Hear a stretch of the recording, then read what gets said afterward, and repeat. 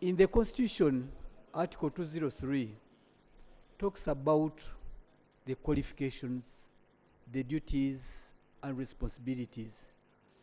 But there is one that has come into the public domain, where one of the RDCs, Kisakyamukama, the Assistant RDC, Kisakyamukama, is seen showing his butt to the general public, and you want us to wait for qualifications for that?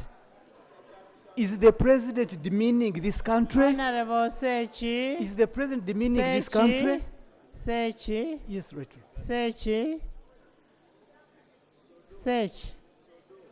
Sodo. Now, Sech, that was number one issue I asked: the qualification, the character, the behavior of a person. And yesterday, that issue was raised on the same name. On the same name. And we are going to investigate. So don't worry. That will be handled. I think since we go to investigate, right, Honorable Speaker, that name must be withdrawn. His appointment must be withdrawn before we even go any further. We'll do it after getting the report. Item 3.3, statement by Minister on concerns raised by the Leader of the Opposition on the appointment of Assistant Resident District Commissioners. Honourable members, during yesterday's sitting, the Leader of Opposition raised a concern on the appointment of Assistant RDCs at a time when government is moving to reduce the government expenditure through rationalization. However, you must be aware and you must recall that in the budget process of 2023-2024, we budgeted for that money. Now, when we budgeted for that money, what we need to know from this house is the process that is being followed, whether the right process is being followed, whether what we budgeted for and approved and appropriated is exactly what is being given. And then the other aspect would be, are you employing qualified people to that effect? The third one would be, when you're employing them, today I got a complaint from one of the members that somebody who had stood with her for 3 times has been appointed as Assistant RDC and deployed in the same area, and that's not good for our members. So can we pursuant to Rule 52(1) of Rules of Procedure, can we now invite the Minister of Kampala to provide information to that effect? Thank you very much, Right Honourable Speaker. Right Honourable Speaker, I'm here on behalf of Honourable Mide Babalanda. The problem, you're not listening. Who is not here with us, but has delegated me here to represent her. In response to the concern raised by the Right Honourable Leader of Opposition on the appointment of Assistant RDCs.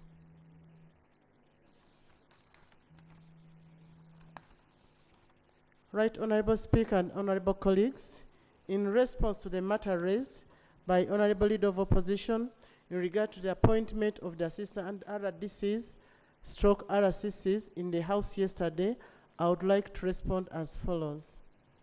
Right Honourable Speaker and Honourable members, RDCs are appointed by His Excellency the President of the Republic of Uganda under Article 203 of the Constitution, and their functions are stipulated herein. Right Honourable Speaker, Section 72(1) of the Local Government Act as amended mandates the President to appoint a number of deputy or assistant district resident commissioners in a district as he or she may deem necessary. In the financial year 2023-2024, Parliament of Uganda appropriated money, salary for RDCs, Deputy RDCs, and Assistant RDCs. This information is provided for under the Ministry of Public Service schedule, salary structure for political leaders for the financial year 2023-2024. On the matter of posting of the newly appointed Assistant RDCs, I noted the concerns of the Right Honourable Speaker and the House, and there shall be drawn to the attention of the appointing authority on the case-by-case basis. I beg to submit. Honourable members, the appointment of resident district commissioners is in Article 203 of the Constitution of the Republic of Uganda. There shall be for each district a resident district commissioner who shall be appointed by the President. 2, for a person to be appointed as a resident district commissioner, he or she shall be a citizen of Uganda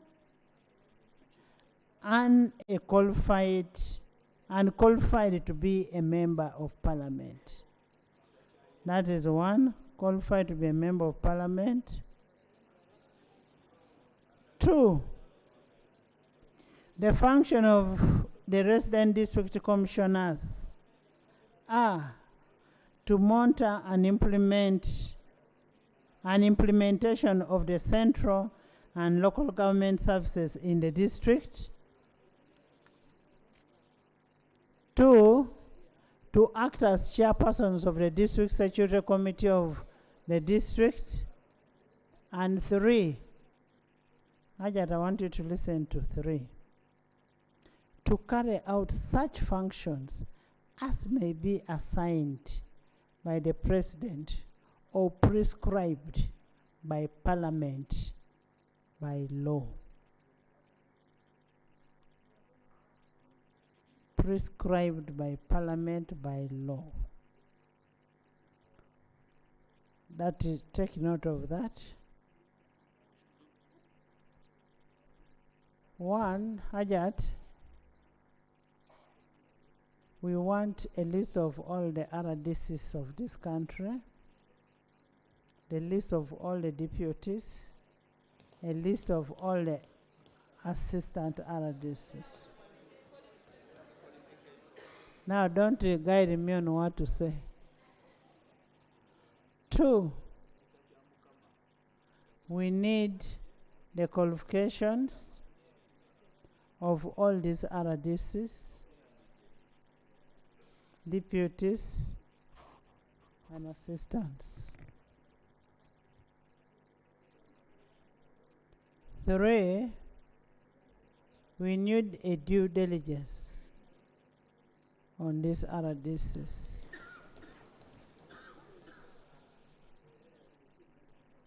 After you bring that and lay on table, we'll refer it to the Committee of Presidential Affairs,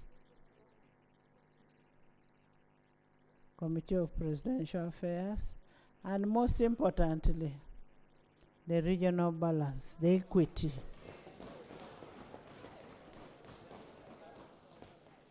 We need the equity, the regional balance,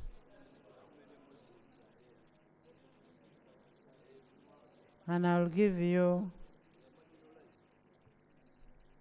we will give you, you have something to say before I conclude? This is not for debate. I've given instructions. Thank you, Right Honourable Speaker. Right Honourable Speaker, when I raised this issue yesterday, there were 2 critical issues that I raised that unfortunately have not been captured by the Minister's statement. 1, I was saying, in the spirit of rationalization, which government has tabled before this House to say, let's cut down on government expenditure, how does this make sense? The Minister has not addressed that, because we have got 147 substantive RDCs on whom we spend over 4 billion shillings. 163 deputy RDCs on whom we spend over 2.5 billion shillings per year. You're bringing in assistant RDCs on whom we are going to spend over 2.88 billion per year. And that's just salary, by the way. Leave alone allowances, the cars that have to be bought, and so on.